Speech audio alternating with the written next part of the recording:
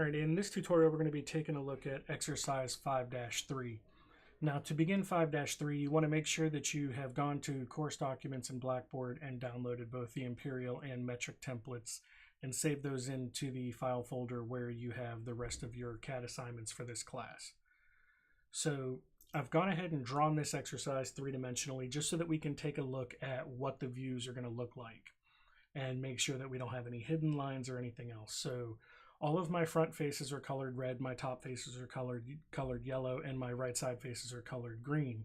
So when I take a look at my top view, what we notice is the overall shape is a rectangle, and I see the four edges that make up the shape.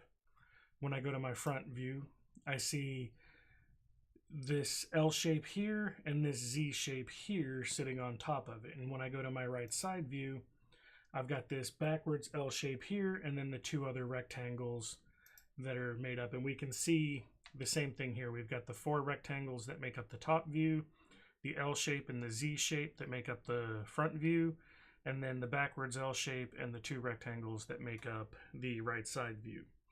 So to get started with this one here, I'm just going to go to New, and I'm going to select that metric template that I just downloaded and select Open.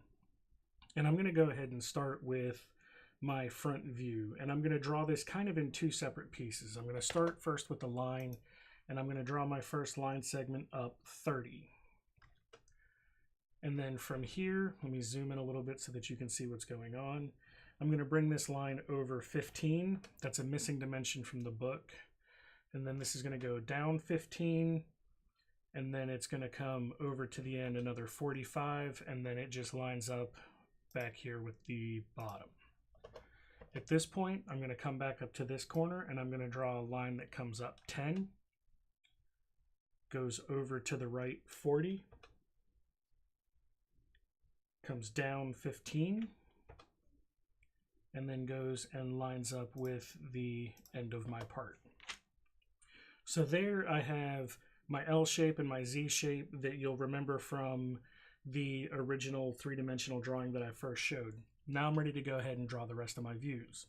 So I'm going to go to the rectangle command, and I'm going to hover over this point and just move up and put in the 25.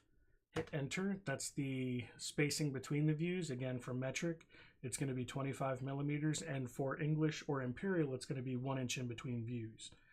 Now this top view is a rectangle that is 60 by 30, so I can just type 60, 30, and that'll locate where this is going to be for my top view. The right side view is going to be a little bit different because there's some additional lines that are going to be going on here, so I'm going to concentrate on finishing my top view first.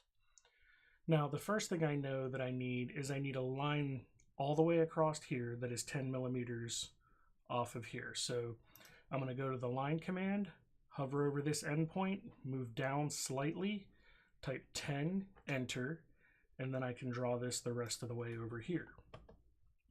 To get the rest of my lines, I'm going to hover over this point, project it up to this intersection, and then draw that line. For the next line, I'm going to hover over this endpoint, project it to here, and then draw this line. So here I've got the four rectangles that make up my top view. So I've got my top view and my front view completely done, and now I want to work on my right side view. For this, I'm going to go to the line command, and I'm going to just come off of here, type 25 like I've been doing to set up my view spacing, and then I'm going to type 30, enter, which is going to bring me 30 back. I'm going to draw this all the way up to the top here, and then I know at this point it comes over 10. And then it's going to go down as far as this end point, and then we can just use the existing geometry to sort of draw in the rest. Now there's another line that comes down and goes over here, so I'm going to go to my line command, and I am going to take and draw this line to go down to where it needs to be and come straight across. So here you can see that we've got our first rectangle in here, and then we've got this bigger rectangle in here that needs one more line. So I'm going to project this line from here over. So now I've got my backwards L shape and my two rectangles that make up my right side view for this particular exercise. So here we've got top, front, and right side views. And again, in this particular exercise, there are no hidden lines.